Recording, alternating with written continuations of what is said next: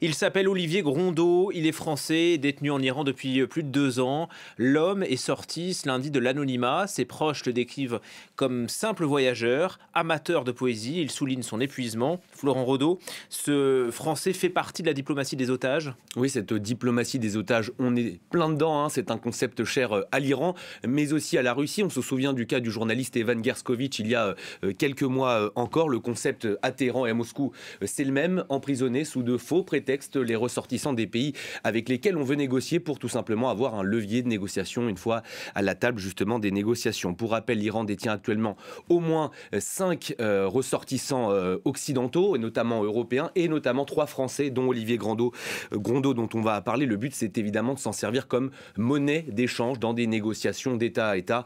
Et on parlera bien sûr du contexte international en ce moment.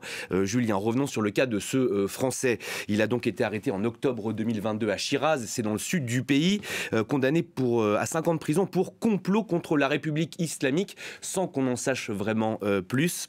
Il a donc révélé son identité, lui qui ne cesse de clamer son innocence. Alors, il faut le dire, c'est assez rare d'avoir des nouvelles de ceux qui sont emprisonnés dans les geôles iraniennes. Ça peut vouloir dire quoi? Ça peut vouloir dire que l'Iran a intérêt aussi à ce que son cas soit médiatisé. Ça fait 2 ans qu'il est emprisonné et rien n'a bougé sur le plan diplomatique avec Paris. Qu'est-ce que peut se dire l'Iran? Eh bien, qu'il a intérêt à mettre la lumière sur lui pour que Paris finalement s'y intéresse vraiment. Qu'est-ce qu'on est en train de faire actuellement? On est en train d'en parler. Téhéran sait très bien que le fait de médiatiser son nom, eh bien, ça va faire la une de tous les médias français. Il suffit de regarder également les autres chaînes françaises, mais rester sur France 24 pour s'en apercevoir, bien sûr. Le Quai d'Orsay, en tout cas, a salué ce matin le courage d'Olivier Grondeau, qui a donc, dont l'état de santé, on le sait, décline. Paris qui aimerait bien, il faut le dire, imiter le coup diplomatique réalisé par une certaine Giorgia Meloni, la chef du gouvernement italien, qui a, elle, obtenu en seulement 3 semaines la libération de Cecilia Sala. C'est une journaliste qui avait été emprisonnée dans une prison dans les environs de Téhéran, sauf que l'Italie, eh bien, n'est pas dans les négociations sur le nucléaire iranien. Téhéran, en quelque sorte, garde ses cartes françaises en main.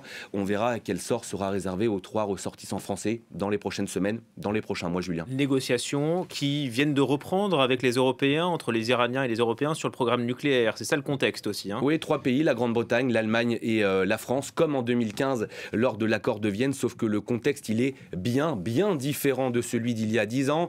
Il y a une décennie, eh bien, Téhéran se portait plutôt bien, économiquement, politiquement, diplomatiquement, sauf que le constat, il est bien là, la donne, elle a totalement changé. À l'époque, on le rappelle, que Téhéran présentait son programme nucléaire comme civil, militaire, redoutait les Occidentaux. Je vous le disais, 10 ans plus tard, la donne, elle a totalement changé. L'Iran est aujourd'hui un pays exsangue économiquement, où il y a des pénuries de médicaments, de nourriture notamment, et diplomatiquement, eh bien, l'Iran est plus affaibli qu'il y a 10 ans. On l'a d'ailleurs vu depuis le 7 octobre, avec des réponses aux attaques israéliennes qui étaient soit des ripostes très calibrées, où les Américains avaient été prévenus à l'avance, soit bien, tout simplement des ripostes insuffisantes. L'Iran, à n'en pas douter, est aujourd'hui affaibli. En fait, si Téhéran, et c'est une hypothèse, est allée moins loin que ce qu'on pensait depuis le 7 octobre, c'est peut-être justement pour arriver le plus fréquentable possible à la table des négociations. On le sait que depuis des mois, les officiels iraniens montrent patte blanche en coulisses. L'important, c'est vraiment de conclure cet accord. Le contexte aussi, c'est bien sûr le retour à la Maison-Blanche d'un certain Donald Trump dans une semaine. Lui qui avait déchiré unilatéralement l'accord sur le nucléaire, c'était en 2018. Le coup avait été très rude pour l'économie iranienne, on en parlait, Julien.